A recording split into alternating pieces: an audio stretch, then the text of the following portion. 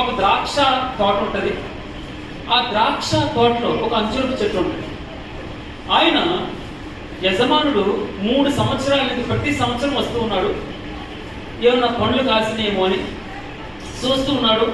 మొట్టమొదటి సంవత్సరం వచ్చాడు, ఒక్క పండు కనపడలేదు. రెండవ సంవత్సరం వచ్చాడు, ఒక్క పండు కనలేదు. మూడవ సంవత్సరం వచ్చాడు, ఒక్క పండు కూడా కాయలేదు. అప్పుడు ఏమన్నాడంటే, ఈ భూమి ఏ విధంగా నిస్సారం అయిపోవాలి, ఈ చెట్టుని కొట్టేస్తే ఆ కొట్టేసినటువంటి చెట్టు యొక్క సారం ఈ భూమిలో కలిసిపోతే సారవంతం అవుతుంది కదా, ఎందుకు వరదా అని చెప్పేసి చెట్టుని నరకమన్నాడు. అప్పుడు ఆ తోటమాలి ఏం చెప్పాలంటే, వద్దొద్దయ్యా, ఈ ఒక్క సంవత్సరం నాకు సమయం ఇయ్యి. ఈ ఒక్క సంవత్సరం నేనేం చేస్తాను, చుట్టూరు చెట్టు చుట్టూ తవ్వుతాను. తవ్వేసి ఆ ఎరువులు వేసిన తర్వాత దాన్ని మరలా ఏం చేస్తారు, మరలా కప్పి పెట్టేస్తారు. మరలా వాటర్ ఎక్కువ నీళ్ళు వేస్తూ ఉంటారు.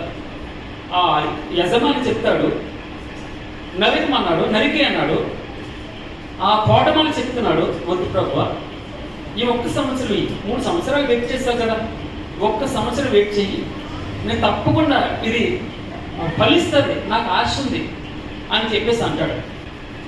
ఆయనకి సారవంతమైనటువంటి ద్రాక్ష తోట ఉంది. ఎక్కడ ఎత్తైనటువంటి స్థలంలో సారవంతమైనటువంటి ఆ యొక్క తోట. అందులో తను ఏం చేస్తాడంటే, రాళ్ళన్నీ ఏరేసి చాలా చక్కగా దున్ని ఒక ద్రాక్ష నిక్కమైనటువంటి అని రాయబడినాడు. ఇదమ్మా నిక్కమైన అంటే ఏంటంటే ఒరిజినల్ క్వాలిటీ గల ఆ ద్రాక్ష తీగలు నాటిస్తాడు. నాటించిన తర్వాత దానికి ఎరువు వేస్తాడు. ఎరువు వేయడమే కాదు, దానికి ఒక బురుజు కట్టిస్తాడు, కంచి వేస్తాడు. యెషయా గ్రంథం 25-26 అధ్యాయంలో ఉంటుంది.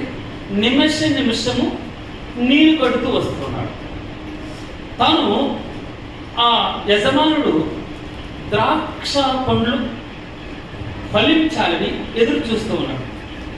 అయితే అది చివరికి ఏ ద్రాక్షలు కాసింది, కారు ద్రాక్ష, పొల్లని ద్రాక్షలు. భగవంతుడు ఏం చెప్తారంటే, నేను నా ద్రాక్ష తోటకు చేసిన దానికంటే మరేమి ఎక్కువ చేయగలను. నేను నా ద్రాక్ష తోటకు చేసిన దానికంటే మరేమి ఎక్కువ చేయగలను.